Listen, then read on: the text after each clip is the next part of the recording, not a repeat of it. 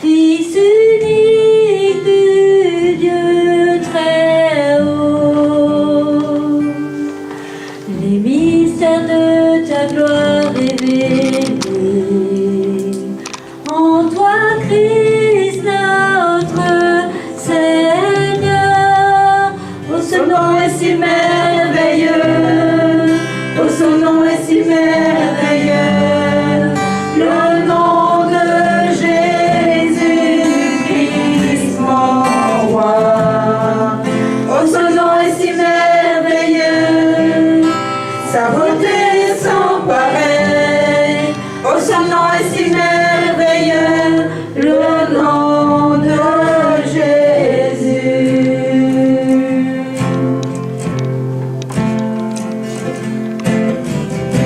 Tu n'as pas voulu les cieux sans nous, alors Jésus, tu es venu.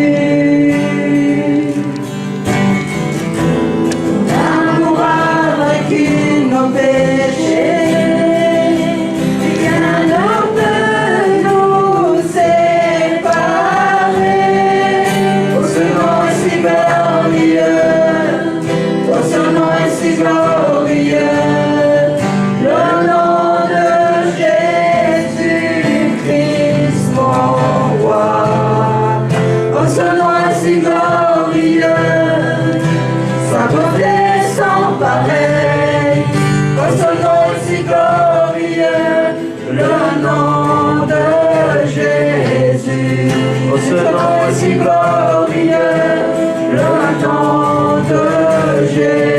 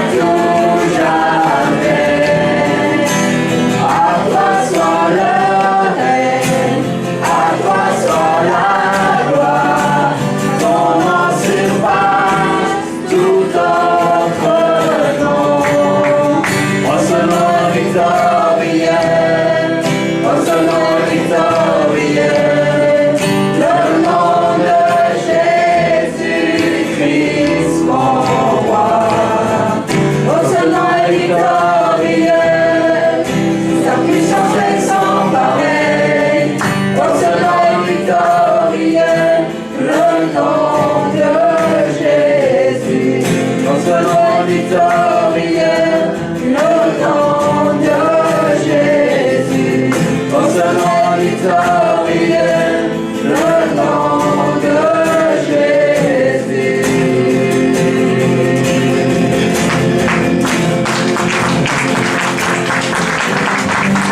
Alléluia.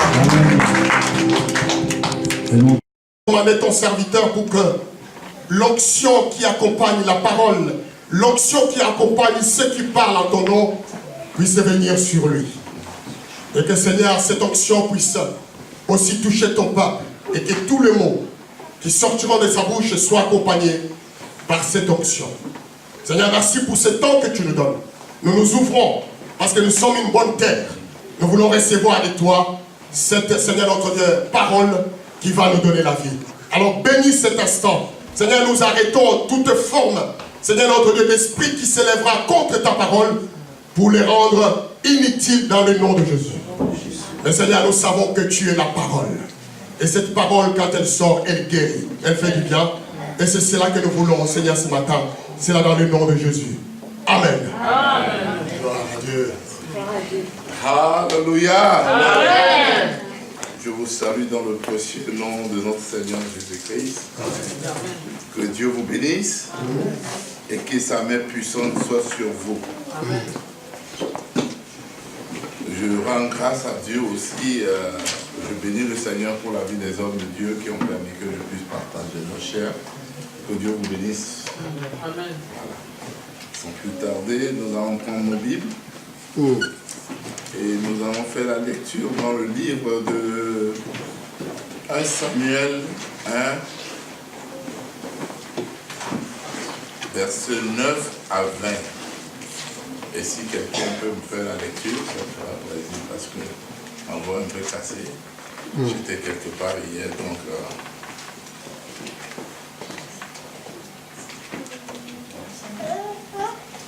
1 Samuel 1, verset 9 à 20.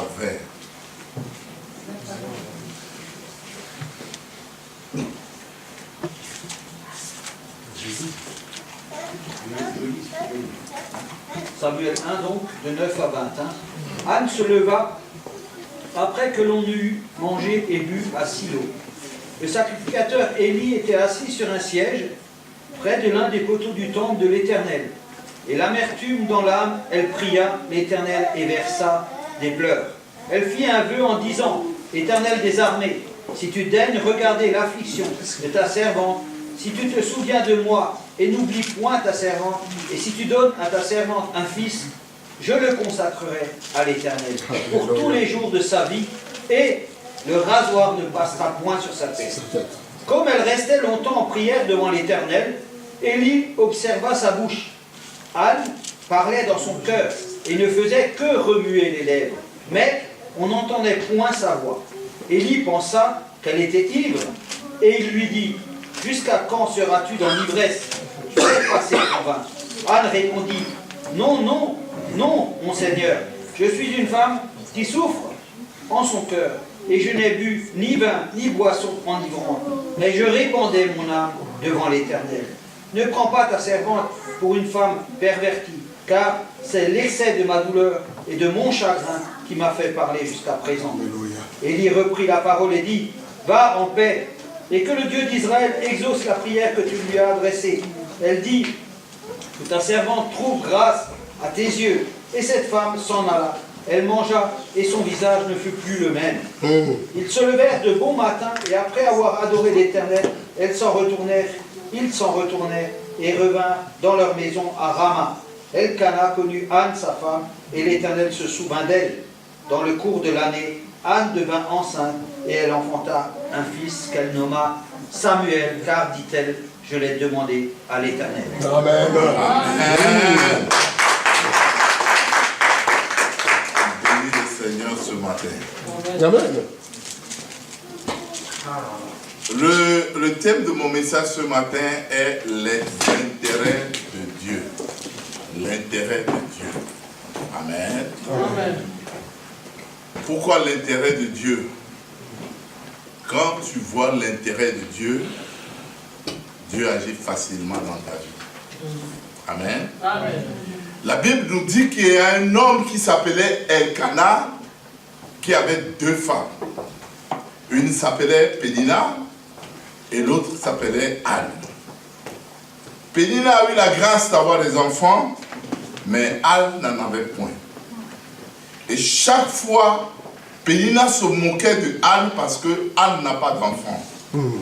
Et à tout moment, Anne ne fait que pleurer. Mais comme d'habitude, Elkana a l'habitude d'envoyer sa famille à Shiloh chaque année pour aller demander pardon, pour faire des sacrifices à Dieu chaque année. Chaque année que la famille arrive là-bas, Anne se retirait toujours pour demander à Dieu de lui donner un enfant. Mais quand Anne revient à la maison, elle n'a pas d'enfant. Mais cette année-là, quand ils sont allés à Shiloh, Anne a changé sa manière de prier à Dieu. Et cette fois-ci, quand ils ont fini de faire les sacrifices, Anne s'est retirée. Elle a commencé à parler à Dieu pour dire à Dieu, donne-moi un enfant pour que je te remette cet enfant pour ton œuvre. Alléluia. Amen.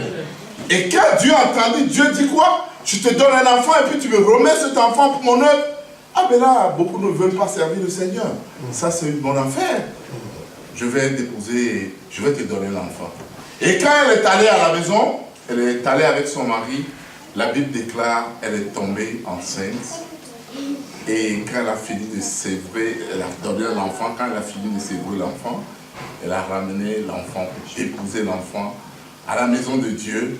Et après, Dieu lui a donné beaucoup d'enfants. Alléluia. Amen. Mais je pense que des fois, nous prions.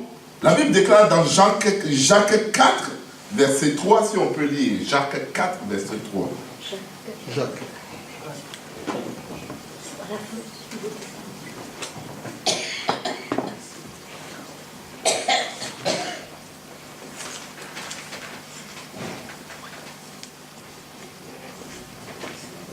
Si quelqu'un peut me faire la lecture. Oui. Vous demandez et vous ne recevez pas parce que vous demandez mal dans le but de satisfaire vos passions. Amen. Amen. Vous voyez, nous prions, nous demandons toujours mal. Anne a l'habitude de demander, donne-moi, donne-moi, donne-moi. Mais toi, tu donnes quoi à Dieu? Tu demandes Dieu, donne-moi, donne-moi, donne-moi. Mais toi, tu demandes quoi à Dieu? Ça, c'est une prière d'égoïsme. Et il faut voir toujours l'intérêt de Dieu. Le moment où Anne a changé sa manière de prier, la Bible dit qu'elle a vu l'intérêt de Dieu. Elle dit, non, si Dieu me donne cet enfant, je remets cet enfant pour l'œuvre de Dieu. Dieu a rapidement agi dans sa vie. Amen. Amen. Des fois, nous devons changer la stratégie de prière. Tu pries chaque fois pour la même chose, mais tu n'as pas de résultat. Parce que tu pries dans l'intérêt de satisfaire tes besoins. Amen. Mais d'abord l'intérêt de Dieu. Alléluia. Et après toi. Car la Bible nous dit dans Matthieu 6, 33, cherchez premièrement le royaume et la justice de Dieu. Et le reste vous sera donné par-dessus. D'abord, si tu cherches le royaume de Dieu et sa justice et la justice de Dieu, la voiture viendra, la maison viendra, la femme viendra, le mari viendra et les enfants viendront. Amen. Amen. D'abord Dieu. Parce que le but premier de Dieu, Dieu nous a créés pour le louer. Amen. Amen.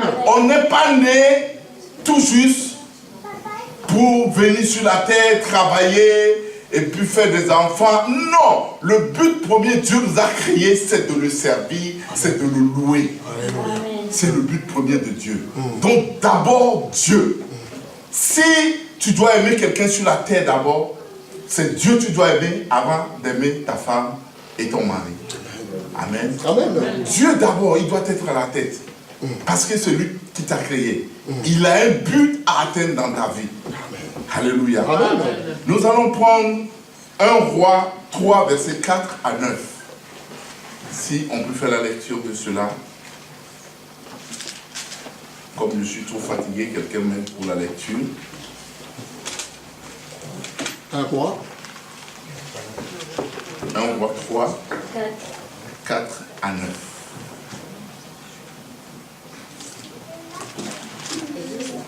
Le roi se rendit à Gabaon pour y sacrifier, car c'était le principal des hauts lieux. Salomon offrit 1000 holocaustes sur l'autel. À Gabaon, l'Éternel apparut en songe à Salomon pendant la nuit, et Dieu lui dit, « Demande ce que tu veux que je te donne. » Salomon répondit, « Tu as traité avec une grande bienveillance ton serviteur David, mon père, parce qu'il marchait en ta présence dans la fidélité, dans la justice et dans la droiture de cœur envers toi. Tu lui as conservé cette grande bienveillance, et tu lui as donné un fils qui s'est assis sur son trône, comme on le voit maintenant, aujourd'hui. Maintenant, Éternel mon Dieu, tu as fait régner ton serviteur à la place de David, mon père, et moi je ne suis qu'un jeune homme, je n'ai point d'expérience. Ton serviteur est au milieu du peuple que tu as choisi, peuple immense, qui ne peut être ni compté, ni dénombré à cause de sa multitude. Accorde donc à ton serviteur un cœur intelligent pour juger ton peuple, pour discerner le bien et le mal, car qui pourrait juger ton peuple, ce peuple si nombreux? Amen. Amen. Nous voyons que quand David était faible, il ne pouvait plus gouverner le pouvoir. Il a cédé le pouvoir à son fils Salomon. Et quand Salomon a pris le pouvoir, il était étonné en tant que jeune que Dieu lui a donné ce pouvoir. Alors, il était tellement touché. Il était parti à Gabaon pour offrir 1000 bœufs à l'Éternel en sacrifice, pour dire merci à Dieu. Amen. Amen. La Bible déclare la manière il a offert les bœufs à l'Éternel, l'Éternel en haut, l'Éternel ne pouvait pas résister. Il dit, il y a quelqu'un qui me provoque en bas. Et quelqu'un est en train de toucher mon cœur en bas. 1000 bœufs. Non, je dois descendre pour voir Salomon. Et la nuit, Dieu est descendu. Il n'a pas envoyé les anges. Il est descendu voir Salomon. Mon petit, mais tu m'as trop touché. Qu'est-ce que tu veux que je fasse pour toi? Parce que je suis descendu te voir. Qu'est-ce que je dois faire pour toi? Regardez la prière de Salomon. Salomon dit, oh Seigneur, je suis encore très jeune. Je n'ai pas d'expérience. Je veux que tu me donnes l'intelligence et la sagesse. Dieu dit, attends, c'est tout ce que tu as à demander. Je suis descendu d'en haut. Tu veux me demander? Tu n'as même pas demandé la mort de tes ennemis. Tu n'as pas demandé l'argent. Tu n'as rien demandé. C'est l'intelligence et la... Vous voyez? Nous prions des fois. Nos prières sont des prières d'égoïsme. C'est pourquoi Dieu ne nous exauce pas. Il a demandé la sagesse et l'intelligence en fait de gouverner dans Dieu. Il n'a rien demandé après. Dieu a dit, mais si tu as demandé seulement que l'intelligence et la sagesse, je sais que pour gouverner un pays, tu as besoin d'argent. Amen. Alléluia. Amen. Tu as besoin d'argent. Et je te donnerai la gloire. Je te donnerai assez d'argent. À tel enseigne que sur la terre, personne ne peut être riche comme toi. Et dans le temps Salomon était l'homme le plus riche sur la terre. Ses coupes même étaient en or. Amen. De la manière il a vu l'intérêt de Dieu. Beaucoup d'entre nous aujourd'hui, on trouve du travail, on a le travail. Le jour qu'on trouve du travail, on n'arrive même pas à venir faire une action de grâce à Dieu pour remercier Dieu pour le travail qu'il nous a donné. Même pour venir payer la prémisse, le premier salaire, c'est pour Dieu. Tu dois venir donner le premier salaire à Dieu pour lui dire merci de t'avoir donné un boulot. On ne fait pas, même pas une action de grâce. Même il y a d'autres personnes, même ils sont dans l'église, ils viennent, ils ne sont même pas capables de venir payer leur dîme à Dieu. Et tu veux être béni, tu veux être guéri. Dieu, on reste avec lui en alliance. Alliance de dîme, tu dois faire. Alliance d'offrande, tu dois faire avec Dieu. On ne joue pas avec Dieu. Dieu n'est pas ton camarade. Amen. Amen.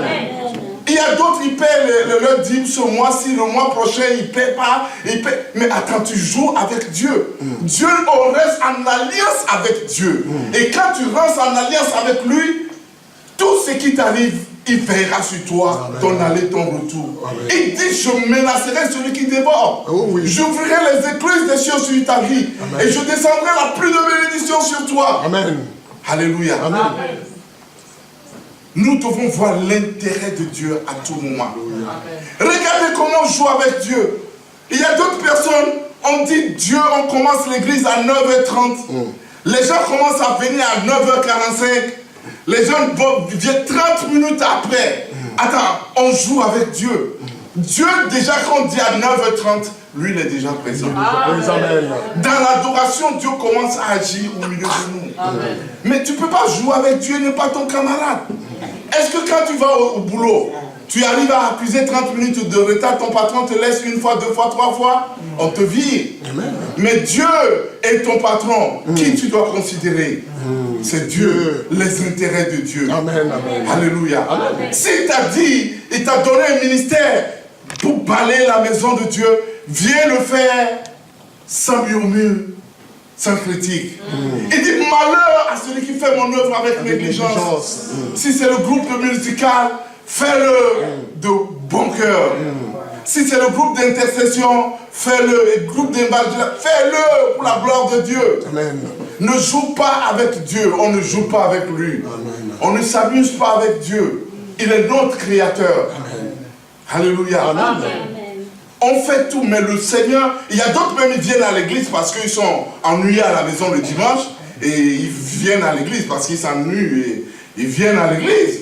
C'est pas, ils n'ont pas le pouvoir, ils ne croient pas en Dieu. Amen. Ils viennent perdre le temps ici, au moins 2 heures de temps. Après on finit, ils causent et puis s'en va à la maison. C'est pas ça l'objectif de Dieu. Alléluia. On est créé pour le louer, on est créé pour le servir. Amen, amen. Voilà, c'est ça. Alléluia. Nous allons prendre maintenant 2 Rois. 2 Rois 20, de 1 à 6.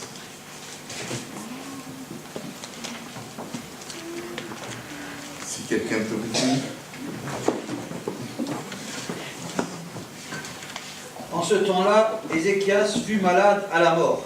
Le prophète Ésaïe, fils d'Amos, vint auprès de lui et lui dit, « Ainsi parle l'Éternel, donne tes ordres à ta maison, car tu vas mourir, et tu ne vivras plus. » Ézéchias tourna son visage contre le mur et fit cette prière à l'Éternel. « Ô Éternel, souviens-toi que j'ai marché devant ta face avec fidélité et intégrité de cœur, et que j'ai fait ce qui est bien à tes yeux. » Alléluia. Ézéchias répandit d'abondantes larmes. Ésaïe, qui était sorti, n'était pas encore dans la cour du milieu lorsque la parole de l'Éternel lui fut adressée en ces termes. « Retourne et dis à Ézéchias, chef de mon peuple, ainsi parle l'Éternel, le Dieu de David, ton père. J'ai entendu ta prière, j'ai vu tes larmes, voici, je te guérirai. Le 3e jour, tu monteras à la maison de l'Éternel. J'ajouterai à tes jours 15 années, je te délivrerai, toi et cette ville, de la main du roi d'Assyrie. Je protégerai cette ville à cause de moi et à cause de David, mon serviteur. » Alléluia. Amen. Alléluia. Quand tu vois l'intérêt de Dieu et que tu te trouves dans des problèmes, tu dois appeler Dieu, il va venir. Amen. La Bible déclare que le roi Ézéchias, quand il a pris le pouvoir, il a brisé tout ce qui est le haut lieu d'Astarté, de Milcom, de Kémosh, de Baal. Là où on adorait Satan, il a cassé tous ces lieux. Il a bâti les synagogues pour l'Éternel. Il a formé les sacrificateurs. Il a formé les Lévites, les serviteurs de Dieu, qui devaient être dans ces temples. Et il a tellement marché dans l'intégrité avec Dieu. Il a servi le Seigneur avec joie. Alléluia. Amen. Mais Ézéchias était malade. Dieu va envoyer le prophète vers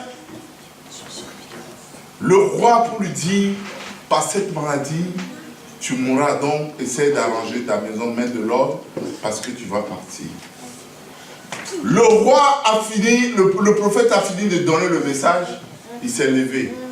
Vous savez, la cour royale, là, pour sortir, des fois ça fait 200 mètres avant de sortir. C'est tellement grand que... Quand il est sorti du palais du roi, le roi est sorti, il a tourné son visage contre le mur. Il a commencé à pleurer amèrement. Seigneur, tu as dit je mourrai par cette maladie. Attends, tu as oublié tout ce que j'ai fait pour toi? La manière j'ai marché avec l'intégrité devant ta face. Regarde tout ce que je fais pour toi. est-ce que quelqu'un a pu faire ça une fois pour toi? Regarde la manière dont il s'est servi. Tu as oublié?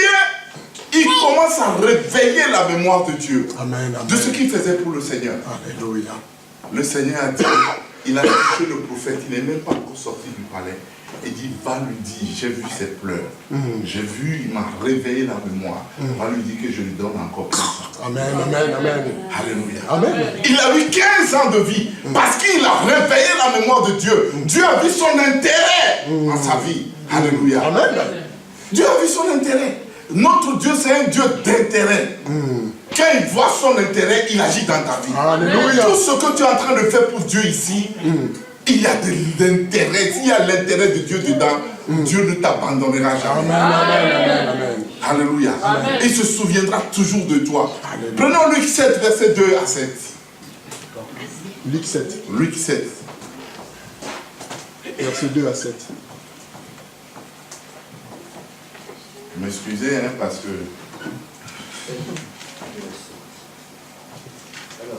Un centenier avait un serviteur auquel il était très attaché et qui était malade, sur le point de mourir. Ayant entendu parler de Jésus, il lui envoya quelques anciens des Juifs pour le prier de venir guérir son serviteur. Ils arrivèrent auprès de Jésus et lui adressèrent d'instantes supplications, disant « Il mérite que tu lui accordes cela, Amen. car il aime notre nation, et c'est lui qui a bâti notre synagogue. » Jésus étant allé avec eux, n'était guère éloigné de la maison, quand le centenier envoya des amis pour lui dire « Seigneur, ne prends pas tant de peine, car je ne suis pas digne que tu entres sous mon toit. C'est aussi pour cela que je ne suis pas cru digne d'aller en personne vers toi. Mais dis un mot, et mon serviteur sera guéri. » Alléluia. Voilà, il y avait un homme qui était centenier. Le centenier, c'est quelqu'un qui a 100, un officier qui a 100 soldats à sa disposition. C'est lui qu'on appelle centenier. Et le centenier avait un serviteur qui était avec lui, qui était gravement malade. Il devait mourir. Mais comme le centenier a entendu que Jésus est venu dans la ville, il a appelé les anciens de l'église d'aller voir Jésus, lui demander de venir prier pour son serviteur. Les anciens sont partis pour demander à Jésus, voilà, on a un centenier ici et son serviteur est malade, si tu peux venir prier pour lui. Jésus les regarde. Les anciens disent, il mérite cela parce que c'est lui qui a construit notre synagogue. Quand il a dit cela, Dieu a dit, il a construit notre synagogue. Jésus s'est levé en même temps, ce qu'il faisait, il l'a laissé. Il partait maintenant pour guérir la personne. Amen. Et quand le centenier l'a vu venir, il dit, tu n'es pas digne de rentrer sous notre toit. Dis seulement un seul mot, ton serviteur sera guéri. Jésus dit, il n'a jamais vu cette foi. Mais ce que je veux souligner ici, et qui a touché Jésus, il a vu son intérêt. On dit, c'est lui qui a bâti notre synagogue. Attends, une église, une personne ne peut pas bâtir une église. Ça dit, il faut être un fou pour Jésus pour dire, moi je bâtis l'église de Dieu. Amen. Il faut être un fou. Parce que l'église, c'est tout le monde qui doit cotiser pour bâtir l'église. Mais si une personne se lève pour dire, je bâtis l'église, c'est un fou de Jésus. La bénédiction qu'il aura d'abord sur la terre avec sa famille, sera immense. Même au ciel encore, la place est réservée. Amen, amen, amen. Amen. Amen. Parce que c'est chacun, quand on dit en Afrique, on veut construire le temple, l'autre dit, moi je prends le ciment en charge, l'autre dit, moi je prends le sable ensemble, l'autre dit, je prends les graviers, l'autre dit, je prends le fer. C'est-à-dire, chacun veut avoir sa bénédiction. Mais tu laisses une seule personne pour construire le temple de Dieu. Et il ramasse toutes les bénédictions de l'église. Et il prend toutes les bénédictions de l'église. La grâce qui arrive, il prend ça avec lui, sa famille. Ils seront bénis sur la terre. Ils vont connaître l'abondance sur la terre. Au ciel, ils vont connaître l'abondance, la gloire encore au ciel. On ne joue pas avec le Seigneur. Les choses de Dieu, il faut oser. Je dis il faut oser. L'autre fois, j'étais là. On a annoncé plusieurs fois qu'on a besoin d'appareils de chauffage. C'est-à-dire que le pasteur n'a pas demandé pour sa maison. Dit pour la maison de Dieu. On a fait des annonces. On a fait, j'étais là, j'étais triste. Seigneur, oh, donne-moi l'argent. J'étais triste. 3 000 € ou bien 4 000 €, une seule personne peut se lever, je prends ça, il arrache sa bénédiction. Amen. Si c'est pour Dieu, ne calcule pas pour Dieu. Pasteur était obligé de dire, bon, comme vous ne voulez pas donner, moi j'ai un peu d'argent, j'ai réservé l'argent pour ma voiture, je vais mettre dedans. Oh, j'étais très triste.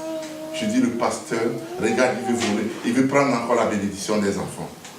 Il veut prendre la bénédiction de ses fidèles. Ce n'est pas normal.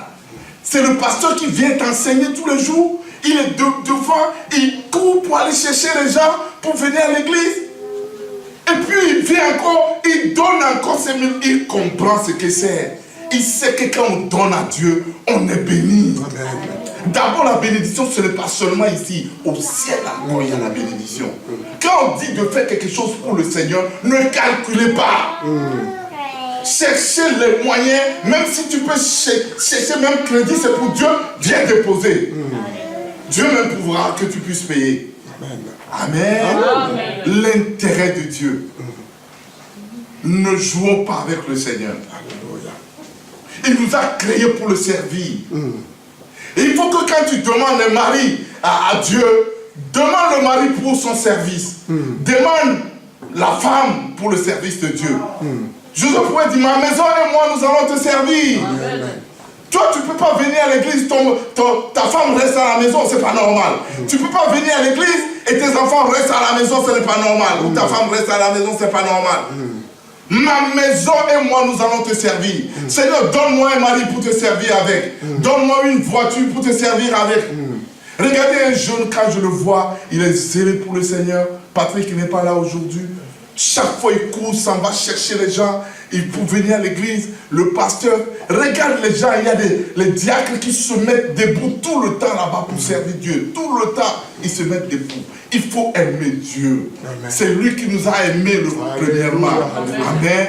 Il faut qu'en retour, on puisse l'aimer. Ne prenons pas Jésus comme notre camarade. Non, il est le Père suprême. Il faut du respect. On doit le respecter. Et il faut le mettre à sa place. Regarde quand le pasteur Marion vient ici, des fois, je suis touché sur la tête. La manière il élève Dieu, la manière il élève Jésus. Oh, je dis, oh, je suis toujours dans la gloire. Jésus est digne d'être élevé. On doit lui mettre à sa place. Sans lui, nous ne sommes rien du tout. Vous pensez que la respiration que tu respires là, si Dieu veut te facturer ça, est-ce que tu peux payer ça? Même la facture d'électricité, pour payer des fois, tu as des difficultés. 24h/24. Alléluia. Ah, ne laissez pas les gens voler la bénédiction. Ne laissez pas quelqu'un voler vos bénédictions. La bénédiction. Quand vous voyez que les gens ne sont pas bénis à l'église, c'est à cause de ça. Parce qu'il n'y a pas, Dieu ne voit pas son intérêt dans ta vie. Il n'agit pas. Alléluia. Amen. Aux États-Unis, il y avait un homme qui était avec le pasteur et il était encore le responsable, le moniteur de dimanche. Il enseigne les enfants et il a décidé, lui, il ne paie pas 10% à Dieu, il paie 30% de dîmes à Dieu. Et quand il va, le lundi, dimanche, quand il vient à l'église, s'il ne voit pas un frère, lundi déjà, il prend son téléphone, il appelle le frère. On ne t'a pas vu hier, il est fortifié, s'il fallait qu'il se déplace pour aller à la maison, aller prier 5 minutes avec le frère, et il revient à la maison. Il fait tellement, il aide seulement, parce que quand on met un pasteur, le pasteur, ce n'est pas lui seul qui doit travailler. Est-ce que Macron, là, il travaille seul? Macron est un gouvernement. Amen. Quand Dieu établit un homme de Dieu, il faut qu'il y ait des gens qui l'entourent, puissent l'aider à rentrer réellement dans la vision. Alléluia. C'est le travail de tout le monde. Il n'a pas dit, allez partout annoncer la bonne nouvelle. Il n'a pas dit pasteur, il faut aller partout annoncer la bonne nouvelle. Amen. C'est un sacerdoce. Nous devons l'accomplir. Amen. Et chacun doit le faire. Tu es dans le bus, tu vas, évangélise dans le bus. Tu es dans le travail, parle de Jésus, évangélise quelqu'un, parce que les âmes doivent être sauvées. Alléluia. Tu ne peux pas être un chrétien et que toi, tes enfants vont pas aller au ciel, ou carrément tes voisins qui sont là, ils ne connaissent pas Dieu et tu leur laisses la paix. il faut les gêner jusqu'à ce qu'ils donnent leur vie à Christ. Amen. Parce que la Bible déclare quand une seule personne donne sa vie à Christ, et à la joie dans le ciel. Les anges dansent tellement. Donc toi tu es là, ton voisin que tu causes avec lui tous les jours, tu n'arrives pas à le convaincre à venir à l'église. Parle! Le Seigneur fera pour lui. Amen. Toi tu as fait pour toi. Tu es annoncé. Toi tu peux pas changer quelqu'un. Amen. Amen. C'est le Saint-Esprit qui change. C'est le Saint-Esprit qui convainc les cœurs. Alléluia. Amen. Chacun doit faire sa part. Donc ce temps, quand il a l'habitude, la semaine, il va voir les frères. Quand il ne voit pas quelqu'un, il appelle, il fortifie les gens. Et il travaillait à la raffinerie, c'est un technicien. Un jour, il est monté en haut en train de travailler, il est tombé. Le monsieur est mort. Quand il est mort, rapidement, on l'a amené à l'hôpital. C'est-à-dire, avant qu'on arrive totalement à l'hôpital, bon, il est rentré là. Et on a appelé sa femme. Sa femme est arrivée. Les docteurs ont fait le constat. On vu, voilà, il est mort. On a fait un papier, on devait le mettre au foie en attendant. La femme a appelé le pasteur pour lui dire, pasteur, ton fils là, il est tombé tout à l'heure, il est mort. Hein. Pasteur dit quoi? On dit oui, ton fils est mort. Il dit, il est où actuellement? On dit, il est à l'hôpital. Il dit, cherchez une salle. Attendez, cherchez une salle. Je viens voir mon fils avant de faire quelque chose. Et il est arrivé, 1 heure plus tard, il est là. Il a dit, on a mis le monsieur qui est là, il a vu, il dit, mon fils, tu es mort. Il le bouge, le fils ne réveille pas.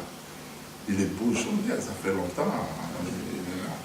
Il ne bouge pas. Il a dit à Dieu, tu es le grand berger. Moi, je suis le berger de cet homme. Mais cet homme-là, le travail que tu m'as appelé à faire, je ne peux pas le faire seul. Toi-même, tu le sais. Je ne peux pas le faire seul. C'est lui qui m'aide dans mes tâches de tous les jours. Donc cet homme, j'ai besoin de lui. Mais si tu ne fais pas revenir cet homme à la vie, moi j'enlève mon manteau de pasteur. À partir d'aujourd'hui, je ne te sers plus. C'est fini, je ne te sers plus. J'enlève mon manteau parce que j'ai besoin de lui. Il a commencé à prier. Il a commencé à prier, il n'y a rien. Il a commencé à prier 3 heures de temps, 4 heures de temps. À un moment, le corps commence à chauffer. Le bras commence à faire comme ça. Amen.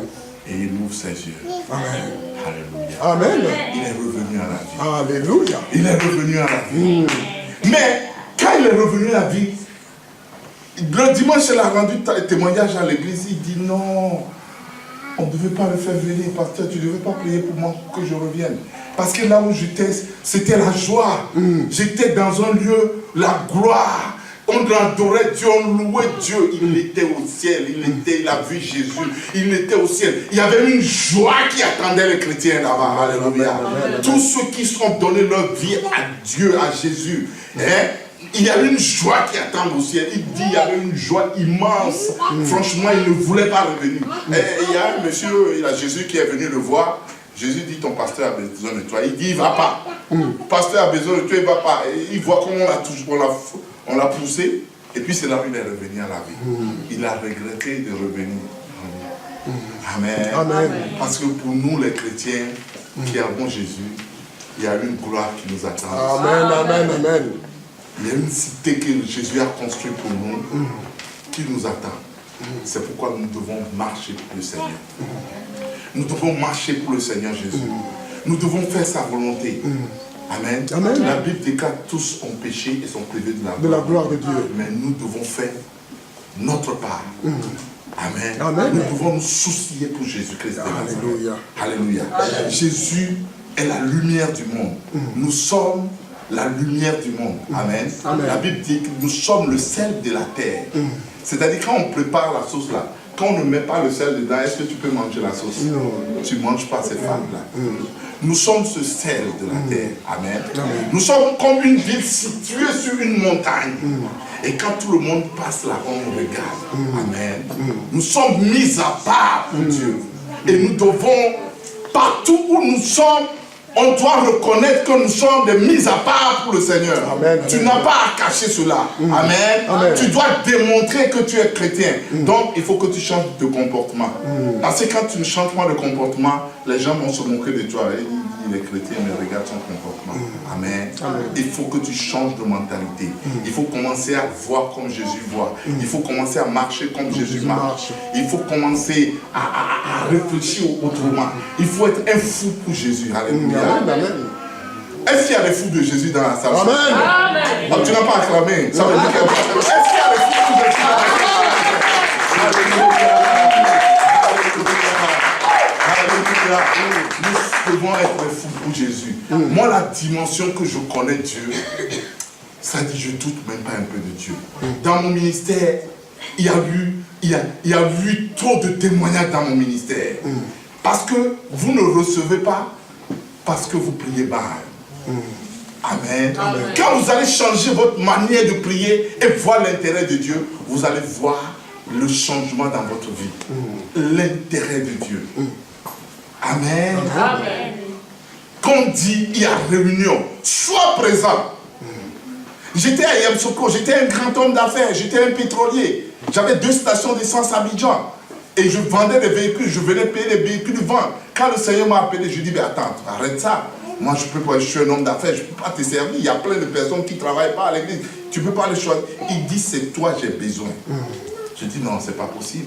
Parce que j'aimais tellement Dieu. Même des fois, je suis à 300 km à Yamsokro. Quand je sais qu'aujourd'hui, mardi, on doit servir Dieu, on doit faire le culte, je roulais comme un fou. Je ne veux même pas une fois manquer un culte. Quand je manque le culte, quelque chose me fait mal. C'est comme avant, quand je partais en boîte de nuit, je quittais l'Europe, je partais en boîte de nuit, je venais en Allemagne, je faisais le show, 1 mois de show, et puis je retournais, parce que j'avais l'abondance. Je venais le week-end, tout juste le week-end ici, et puis je partais. Quand je ne vais pas en boîte, j'étais gêné. C'est la même chose qui m'arrive aujourd'hui quand je suis dans le Seigneur. Le jour que je ne viens pas au culte, je ne suis pas en paix. Il y a quelque chose qui me manque. En tant qu'enfant de Dieu, quand tu n'écoutes pas la parole, ou quand tu ne viens pas en présence de Dieu, la Bible déclare celui qui ne rend pas culte à Dieu, il pêche contre le Seigneur. Alléluia. Amen. Nous devons servir Dieu avec dévouement. Amen.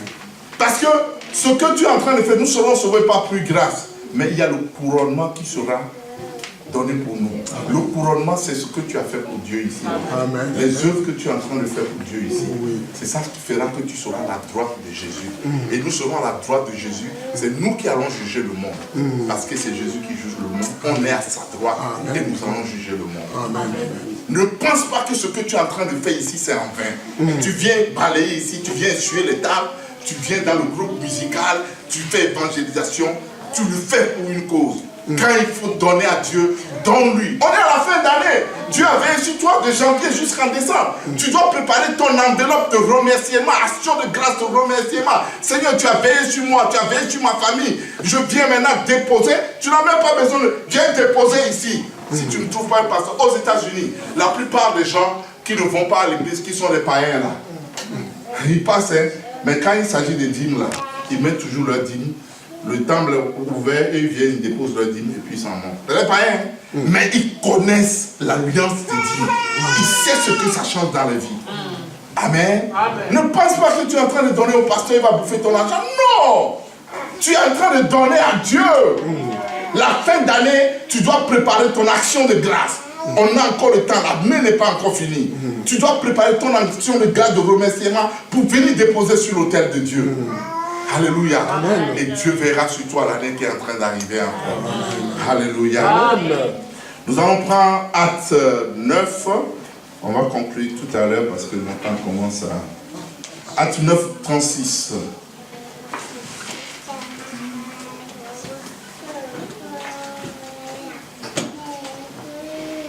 Il y avait à Joppé, parmi les disciples, une femme nommée Tabitha, ce qui signifie Dorcas. Elle faisait beaucoup de bonnes œuvres et d'aumônes.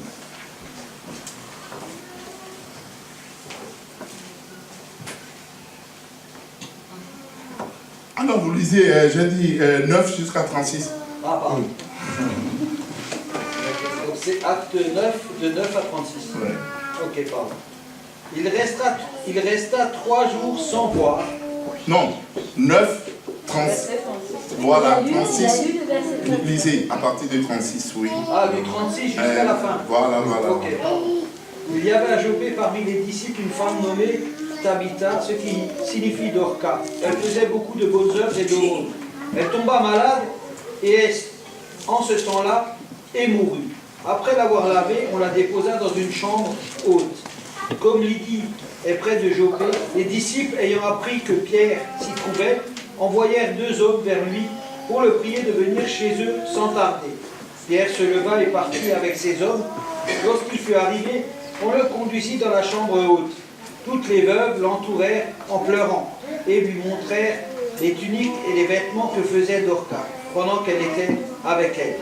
Pierre fit sortir tout le monde, se mit à genoux et pria. Puis, se tournant vers le corps, il dit « Tabitha, lève-toi ». Elle ouvrit les yeux et ayant vu Pierre, elle s'assit. Il lui donna la main et la fit lever. Il appela ensuite les saints et les veuves et la leur présenta vivante. Cela fut connu de tout Jopé et beaucoup crurent au Seigneur. Amen. Amen. Amen. Amen. Nous voyons ici une femme qui s'appelait Dorcas Tabitha.